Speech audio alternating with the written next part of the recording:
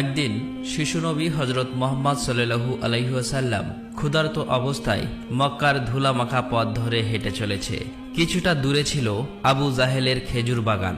আবু জাহেল এক ইহুদি ব্যক্তিকে নিয়ে খেজুরগুলো একটি বস্তায় ভর্তি করছিল। শিশুনবী মোহাম্মদ সাল্লাল্লাহু আলাইহি ওয়াসাল্লাম তখন ক্ষুধার্ত ছিল, তাই ক্ষুধা নিবারণের জন্য দুটি খেজুরের আশায় আবু জাহেলের খেজুর বাগানের দিকে যেতে লাগলো। শিশুনবী মোহাম্মদ সাল্লাল্লাহু আলাইহি ওয়াসাল্লাম ধীরে ধীরে সেই খেজুর বাগানে হাজির হলেন এবং আবু জাহেলকে সালাম দিয়ে বিনয়ের সঙ্গে বললেন, চাচা যান, আমার খুব ক্ষুধা পেয়েছে, আমাকে দুটি খেজুর দিতে পারবেন? তখন আবু জাহেল তাচ্ছিল্য ভরা চোখে তাকিয়ে বলল, হে মোহাম্মদ, তোমাকে খেজুর দিতে পারি, কিন্তু একটি শর্ত আছে। ওই যে ব্যক্তিটি দাঁড়িয়ে আছে তার কাছে বস্তা আছে, ওইগুলো তুমি মাথায় করে নিয়ে আমার বাড়িতে দিয়ে আসো, তাহলে তুমি খেজুর পাবে। তখন শিশুনবী সাথে সাথে ওই ইহুদি ব্যক্তির কাছে চলে গেলেন। ইহুদি লোকটি তাকে অবাক হয়ে দেখে বললেন, হে বালক মোহাম্মদ, তুমি কি জন্য এসেছো? শিশুনবী মোহাম্মদ সাল্লাল্লাহু আলাইহি ওয়াসাল্লাম বললেন, আমি এই বস্তা মাথায় করে নিয়ে যাব। ইহুদি ব্যক্তিটি বললেন, এই ছোট্ট বয়সে তুমি কি এই বস্তায় নিয়ে যেতে পারবে? শিশুনবী বললেন, নিশ্চয়ই পারবো। অতঃপর শিশু মোহাম্মদ সাল্লাল্লাহু আলাইহি ওয়াসাল্লাম ধুলিমাখা শরীরে মাথায় বিশাল বস্তা নিয়ে হেঁটে চললেন।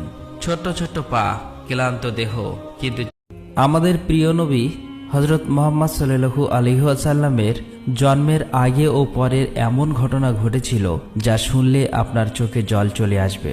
সমগ্র আরব তখন অন্ধকারে ডুবেছিল। আমাদের প্রিয় নবী তখনও পৃথিবীতে আসেননি।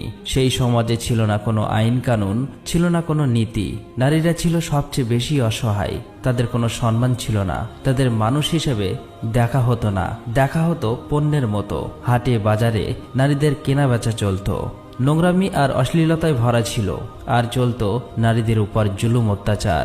শুধু তাই নয়, কারো ঘরে কন্যা সন্তান জন্ম হলে নিজেরই মেয়েকে নিয়ে যেত মরুভূমির বুকে, নিঃশব্দ বালুর নিচে একটি নিষ্পাপ প্রাণকে জীবন্ত কবর দেওয়া হতো। আর এভাবেই অত্যাচার, জুলুম আর নোংরামিতে চলছিল আরব সমাজ। দীর্ঘ অপেক্ষার পর বহু বছর অতিক্রম হয়ে গেল।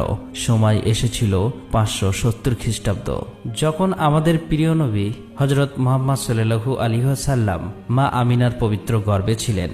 অন্যদিকে ইয়ামিনের শাসক আব্রাহা, তার দাপট এতটাই ছিল যে তার ভয়ে কেউ কথা বলতে পারত না। সে ছিল অমুসলিম, নিষ্ঠুর, জালিম, অহংকারী এক শাসক। ক্ষমতার নেশাই সে ছিল অন্ধ, জুলুমেই ছিল তার পরিচয়।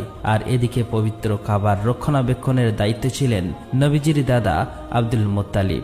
বিভিন্ন প্রান্ত থেকে মুসলিমরা কাবা